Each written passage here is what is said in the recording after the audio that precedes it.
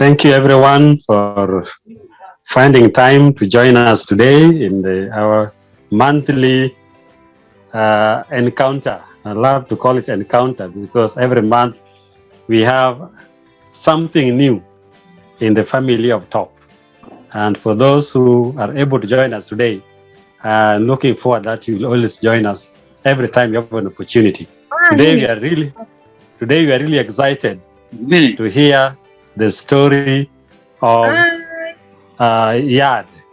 When you talk about Yard, we are just reminded of Mount Kenya, the place which is very green and people who are well known for the planting and growing of coffee, which at one time was really gold in Kenya. But then things changed. We are going to hear from Sebastian Maina, who is actually one of the directors of coffee in Kenya, and also the founder and director of Yard. Thank you, everybody. Feel welcome. Enjoy yourself today. Thank you. Good. We are happy to today meet Sebastian. I met Sebastian the first time in Torino on the bus on the way to Terra Madra, the big conference of slow food movement. And since then we are working together hand by hand. So I would like to start with a glimpse of Sebastian and his work in Africa before how he started, before we go into what he's doing with the coffee.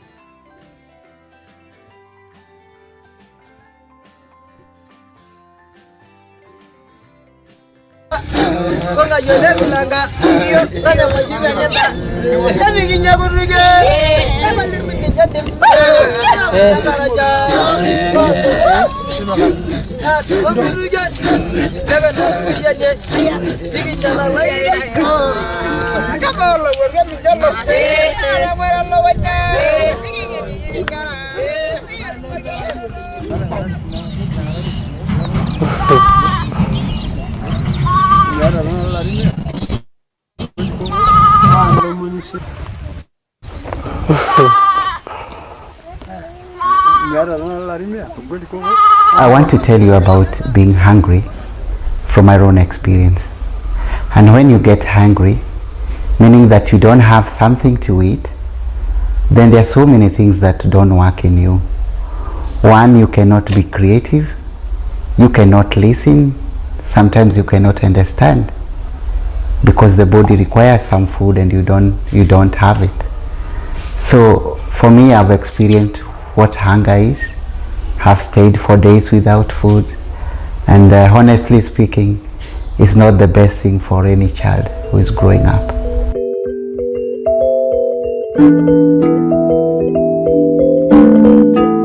At that time I used to say if I become big, I would really want to say that there is enough food for my family. That's how I became an agronomist, so that I can really help the community and my mother get enough food to eat.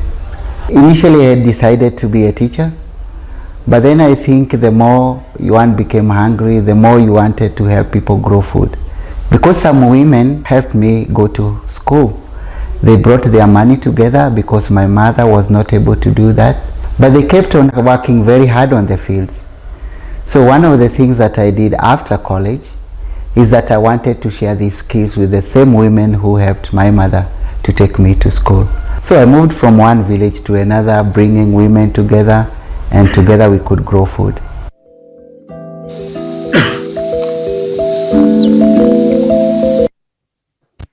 Okay, so I think that's tell the story of Sebastian, that his dream was to grow food and to educate at the same time.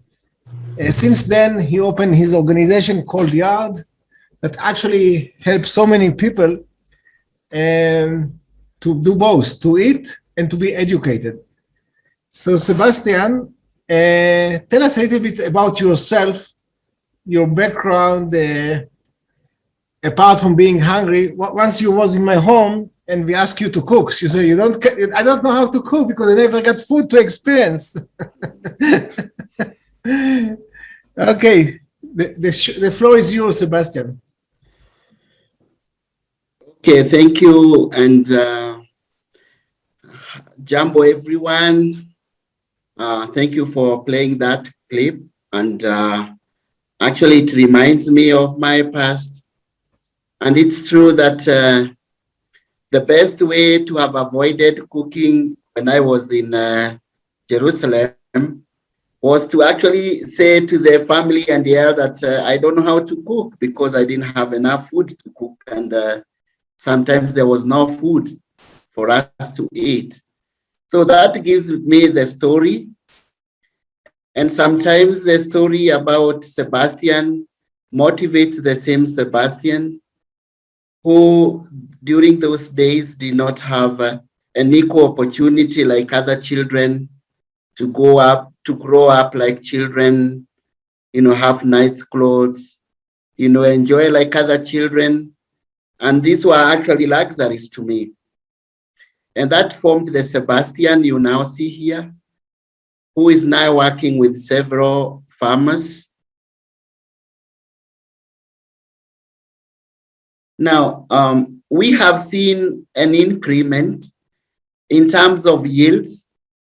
And like I said, that the yields right now are on average between 1.5 kilo per coffee bush to 2. But with the technology, the use of making the soils happy, because the soils should be happy so that they produce, we are now able to go up to 15 kilograms, 20 kilograms per bush. And this can also go as far as 30 kilograms.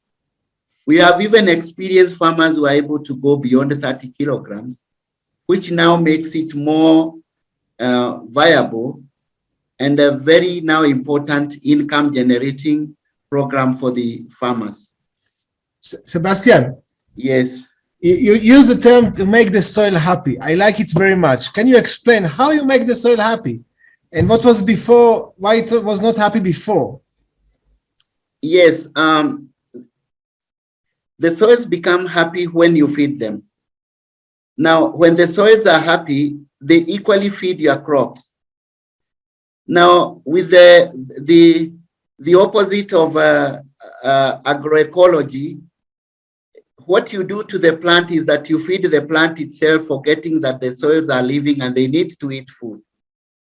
And just like I had mentioned, when you are hungry, then there are so many things that you don't do right. So here, even the soils, when the soils are hungry, one of the things that they don't do right is that they do not produce crops anymore. They will not give you yields. And so one Sebastian, of the things, yes. Are you saying that there are certain things or certain practices that makes the soil sad? And what are these practices? Yeah, exactly. For those who use a lot of agrochemicals,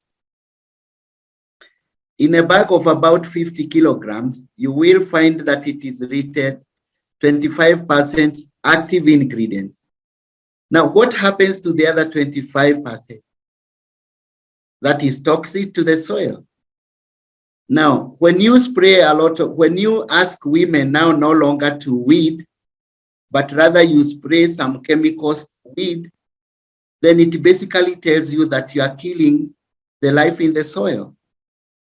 And that is what sometimes we are happy about. You no longer weeding because you can use some agrochemicals and you can spray on grass and the weeds and they die. But in the process, you kill very important and harmless microbes.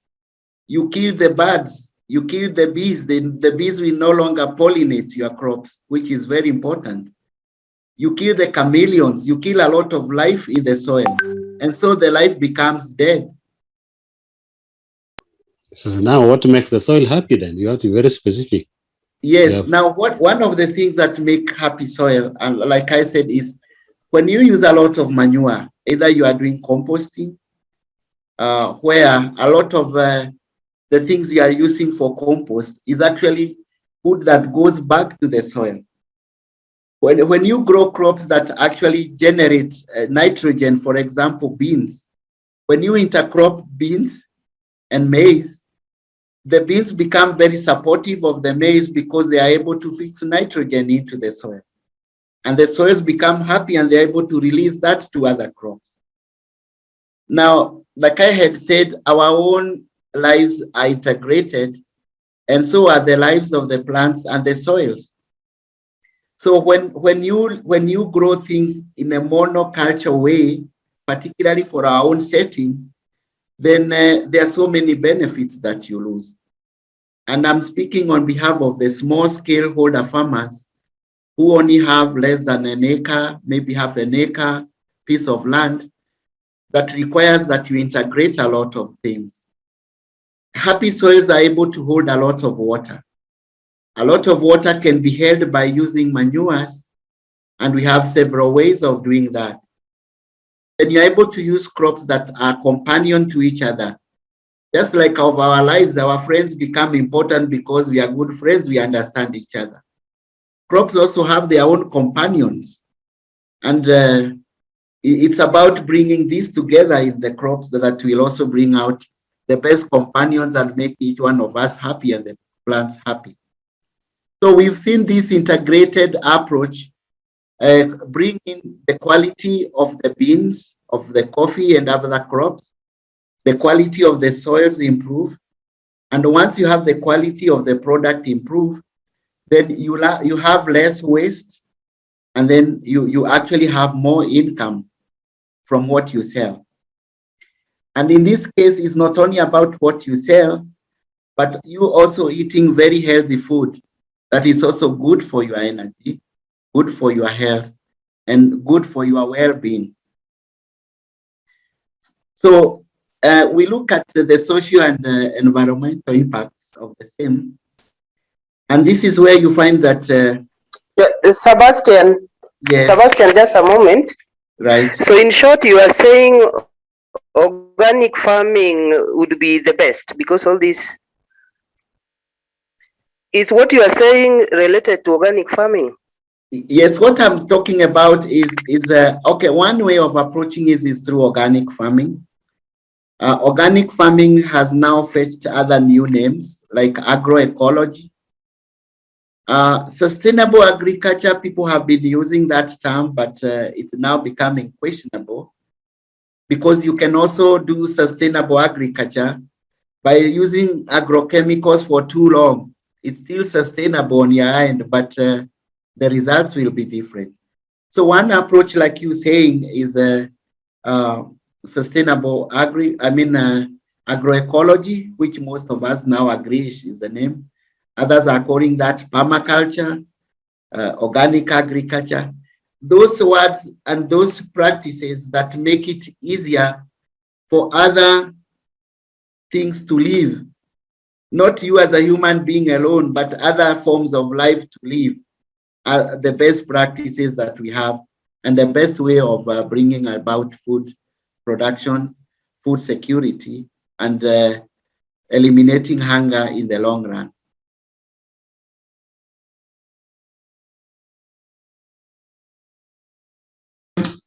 Sebastian, we're Yes. talking about yield and quality. So from 1 or 2 kilo, they have reached something like 15, 20 kilos. So it's like at least 5 times, 10 times more. And the quality, I understand that the quality of the fruit is better so that they can sell the coffee fruits at a higher price. Is that right? Yes, that's right. And what happens particularly in coffee, if you do not harvest good quality coffee beans, if the beans are of very small sizes, it tells you that they do not have enough food in themselves. And so during the primary, it's actually called, when you are doing the primary processing, that is removing the husk, taking them through some water, because the beans are very light, they will go to where the waste is. And so, because they do not have any food in themselves. So when you have quality beans that have good food in themselves, they will actually produce very good coffee. And like we say in coffee, organic coffee, everybody can take organic coffee. Everybody can drink organic coffee, is now the direction. Because again, like we all know that every other person would want to take things that are grown in very good environments and not those that, have heavy chemical presence in themselves. So it is correct that good beans come from good practices. The good practices are encouraged by the soils themselves, and it's upon us to really take care of the soils to get this kind of yield that we want. And so you don't have to have several coffee bushes that produce 5 kilos when you can have a few that produces 30 kilos or 10. So you also minimize on a lot of work that you do when you are taking care of a big field that is not yielding anything, and you'd rather concentrate on a small one that gives you the yields that you want. Would you be able to say that I read somewhere that the average yield in Kenya for the small-scale farmers is about 2-3 kg. Mm-hmm. And here you're talking about a potential of 20-30 kg. So does it mean that the work that you can do can really transform from 2 kg to 20 kg, and not just in the area for the 6,000 farmers? And maybe before you answer that, maybe the time factor, how long does it take for a farmer who was producing 2 kg to start producing 15 kg? How long will that take in your estimation? All right. If you look at the coffee seedling when it's a small one, between when you plant it and when you start harvesting some beans, depending on the variety, is 2 years. But already we have coffee that has been abandoned. So it's easier to work on coffee that is already growing, because it is easier to now move each year gradually from maybe 1 kilo to another 2 kilos. The 2 kilos will jump to 5 kilos, and it goes upwards and upwards trajectory, as long as you are taking very good agronomic practices. But in real terms, between when you plant coffee and when you start harvesting the first harvest is ideally on average 2 years. Some take a little bit more, others take less. But it's also good to mention that when you start with the coffee, and this is where again where part of our training to the farmers, and where farmers are really unfairly treated, is that the farmers plant coffee for the consumer from when they are young plants. They take care of them, they do the weeding, or the agronomy bit of it. Once they harvest the coffee for you, they do the selections hands-on. They take this coffee to the factory. The factory does the first primary processing. It's removed the husk until when you get the beans. But still farmers are told they have not added value to their coffee. The coffee value starts from when the farmers plant the coffee. When they get the seeds, they do the seeds come into small plants. They plant the small plant in the field. And this is never counted. And so it's like you are getting less for your coffee because you are not value adding. So again, in terms of good coffee, start from right from the ground, and farmers in part of our trainings, we tell them, let nobody tell you that you're not doing value addition. You started it long time. I would like to go now to the next slide and so show what it means to go from a less favored community to a successful, sustainable community of coffee farmers, and it may take 2, 3, 5 years. And here, yard is actually one of the part that is helping the community. And we started 2 months ago with Top Shamba event of James Otieno, who explained about the family kitchen garden, so that every farmer can also set up a kitchen garden around his home and improve the nutrition, savings, and even start some surplus of fruits. We also had last month Quen NGO with Angela and Lily explaining about table banking, where with no external funds, women's groups of 20 were able to raise their initial funds by a factor of 100 or 500. So from $20 to $2,000 up to $10,000. And now with Yard, we're talking about the possibility to multiply the income by a factor of 5, 10 in terms of the yield, in terms of the price, so that the income is really very strong. And Top Global with Eyal and myself talking about we have initiated the project. We're talking about mindset shift, technology, and the impact in terms of SDG. Sebastian, would you like to comment upon this slide? So the element of farmers and particularly women getting monies from coffee is really possible. Now, like I said, that a lot of groups are here organized, and it's something that they do on their own, and so you don't struggle becomes very important. Now, in the last payment of coffee that was done, and this is heavily attributed to part of our work with the NKPCU, where we are trying to make coffee farming more business-oriented. We have seen that farmers are able to earn more from each kilo, because we want to look at some of the challenges, particularly those that have mentioned, that farmers, coffee farmers are experiencing. One, like I said, is marketing strategy. The marketers become the millers become the agents. And so having farmers be let know that this is the process, including farmers getting to know how much their coffee was sold at, so that they can negotiate.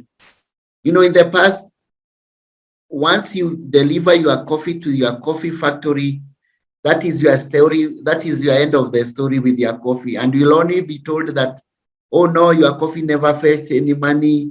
And so along these lines, in terms of agroecology, it's about openness in how we use our soils, how we use our incomes, how we get our incomes, and really having a very transparent process in the same. So we have seen that even the prices of coffee rose again by 3 times. Farmers who are getting Kenya shillings 50, which is less than $1, now earning about $1 for the same. Because we told those who are marketing coffee farmers that, kindly, can you tell farmers how much you sold their coffee? So there's more openness into that. I know when our discussion with the other top family members, and my visit particularly to Joanne, I'm happy Joanne is here and I saw her farm. This is something that we can also, farmers here hardly use coffee. We actually don't use a lot of coffee. And so it is right to say that even farmers do not know the value of their coffee because they never taste their coffee. there's no good, we don't have a mechanism where we can do that. But it's now possible that farmers have now more and more decisions to make about the coffee, which they did not have in the past. And so looking at the kitchen gardens that Shofa is doing, what I saw in Joanne's place, what I saw in another school, it is also possible that farmers can even generate their own income from the gardens that they make. And of course, along the way, a lot of this shift, I know one time Yal made a presentation to the government-led new KPCU, and it's like people thought, okay, yeah, we think we can do things differently if we want really to get different results, and not the same way we have been doing. And so there is that change in terms of how new KPCU is managed, how YAD is being managed. We're looking at all those possibilities, and those came as a result of being connected to Top Global. And every time looking at a solution and seeing whether it is contributing to the bigger picture, either the SDGs or the ESGs. Back to you, Sebastian. Yes. Sebastian. Yes. I'm aware that early last year, you had an opportunity to attend a workshop or a seminar in Italy just before the COVID. You went to a coffee, what do you call it? Yes, academy. Coffee academy. Yes. Now, I am surprised that we have coffee academy in Italy. Do they grow coffee? And if they are not growing coffee, how come we have an academy in Italy and we don't have such an academy in Africa or in Kenya? Or do you have a coffee academy in Kenya? What was your finding? What was your feeling and expression when you were spending your time there learning about coffee?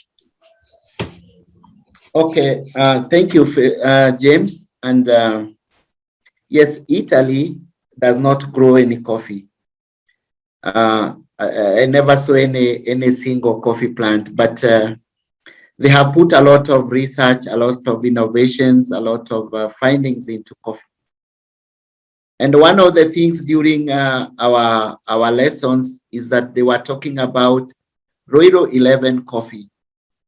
And then I told them, yeah, on my way to the airport, I passed a place called Roiro, where that particular crop comes from. It was developed in our village here. But seemingly, we do not have, after our research is done, there seems to be no very, very smooth feedback system where farmers get to know some of these things. And so it's like, yeah, Kenya grows a lot of coffee. And around Mount Kenya, where we have the best coffees in the world, coffee that is grown in 33 counties in Kenya, and yet we do not have any single academy.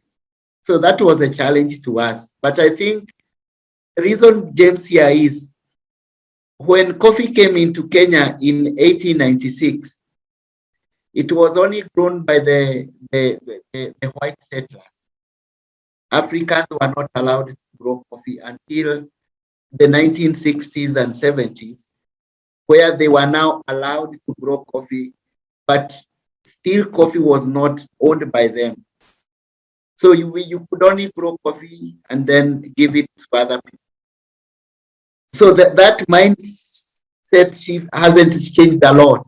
And that's why we still do not probably do a lot of coffee. And that is why we still do not understand the value of our coffee, because we are not attached to this coffee.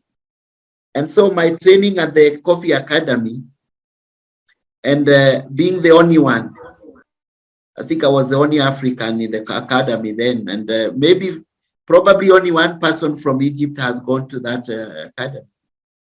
And you know, Egypt wants to put up a coffee academy. They don't grow coffee, but they see the value of this.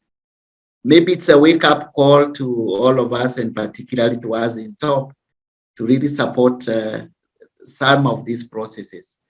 so that farmers can really own the coffee from a point of knowledge and not from a point of not knowing the value of what they have. It's like sitting on a gold mine and you never understand that there's gold under. So in brief, what is your suggestion of your thinking that TOP can do to change this kind of situation? This is a very ugly scenario. We were sitting in one of the best hotels in Nairobi with Felipe and Eyal, and we asked for the best coffee. And then the waiter came and said, yes, we have Italian what? There's funny name there. No, there was a Chapurito, whatever it is. So Italian, and we were sitting in Nairobi. And then we asked how the Italian grow coffee. So really, what is the way, how can TOP change this kind of situation we have in Kenya right now? You know, we now have a new breed of young people who now take coffee seriously, but we haven't engaged them. A lot of young people at the universities, you know, sometimes now take coffee, but we don't have coffee for them. And so it's like TOP can help most consumers around the world really understand that the situation of coffee farmers isn't very good. We know that they buy coffee expensively, but the returns to the farmers are never felt. A lot of money is probably is lost in between there. And TOP can also be a very good message in helping farmers move coffee around the world with the good ethics, with the good intentions, that are only not to kill the farmer, but also support the farmer, support themselves. So we can also explore the local market for coffee. It's huge. It has never been really sustainably used. I don't want to use the word exploited, because you exploit something, then it turns out not the best. But we have these opportunities, and also helping farmers now sell their coffee direct. This is something the government is encouraging, that farmers now can sell their coffee directly to whoever they want, and they can do whatever they want to do with their coffee. So we have a niche there, and we can support that process or processes. Thank you. Let me also answer you, James, from the part of TOP. Our suggestion is really to work with several, regions like Kilkillion, where you have coffee small-scale farmers who are in a very difficult situation, and with the skills, with the services that we provide of Quen, Yard, Kitchen Garden, Top Shamba, and Top Global, we can really turn a less favored community into a successful, sustainable community within several years. So that in our eyes, what has been done with the 6,000 farmers with Yard, what has been done with Quen in Bomet with 200 groups of 20 women, what you have done, James, with Top Shamba impacting 150,000 people, then if we combine these services, these skills together, then I believe that instead of having just 6,000 farmers, in a better situation, we could have 100,000 of small-scale farmers turning into successful, sustainable communities. And so in terms of SDG, it means no poverty, no hunger, there's growth, gender equality in terms of women, and also in terms of the reducing inequalities, and in terms of the climate change, of really taking care of the planet Earth. Thank you.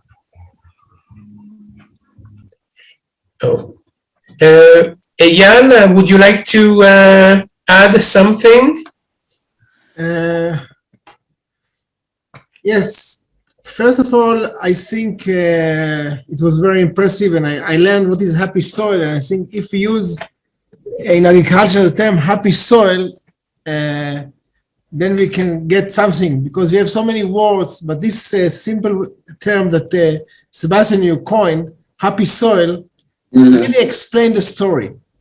You make happy soil that make happy people. So I like it very, very much. And I see clearly the way forward, because really if you can join hands with all the different methods that the practice that already proven for the past 5-6 years, if you can join together, that could be a change to make that millions of people can help themselves. And if Sebastian said in the beginning, he is now the director of the board of Pelum, and the board of Pelum can directly contact 3 million farmers. So if those 3 million farmers can understand what is happy soil, we'll be on the right way.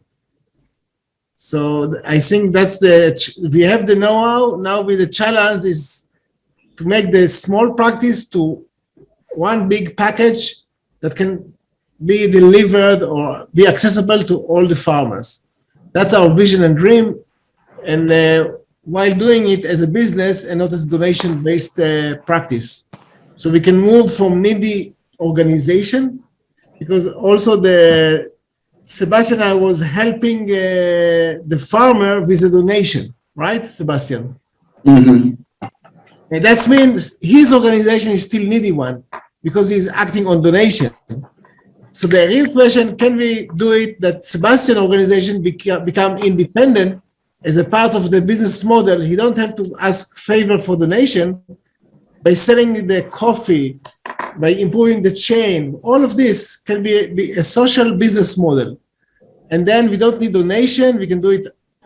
Everybody on the value chain can be happy. So it's not only happy soil. Can we really now move to a happy value chain from the farmer to the one who doing the coffee, and then we are up to a new paradigm. Thank you. Yes, indeed. What it is here is that since we are able to increase the income by a factor of 10, then the benefits can be shared, so that the work of Yard, for instance, it's not going to be funded by a German foundation, but by its work itself. And similarly with Quen, Top Shamba, and Top. So I would want to repeat what Yar has said about, organizations, and particularly the non-profit organizations, are very vulnerable. And their vulnerability is because they are supported most of the time by international organizations. And so it's like when we ask farmers and the rest of the community to be sustainable, then that leaves us very vulnerable. And so developing a model that can make us more viable, more relevant, using a business model that have everybody win would be a very good thing. We witnessed this during COVID. It's still a challenge, and most organizations became very vulnerable when they never received any funding. Okay, so James, maybe you can keep the session in a proper way, the proper African way.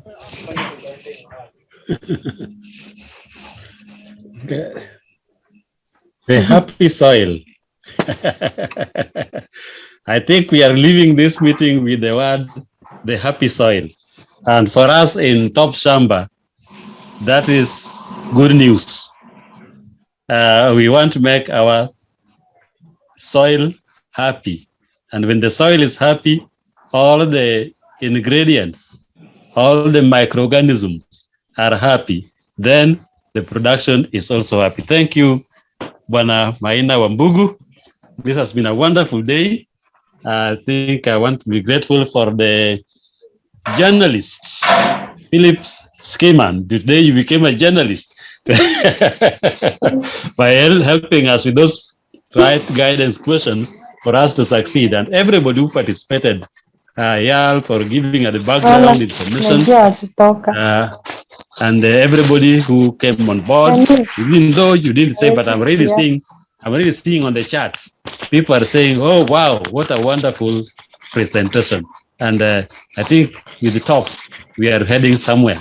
We invite you for our next session, the first Saturday of the month, that is the September. And I think this one will be Elimu TV. And Elimu TV is homegrown. The idea from Jane in Kenya, and now reaching thousands and thousands of young people. So please keep it here on top, week or monthly interaction, monthly adventure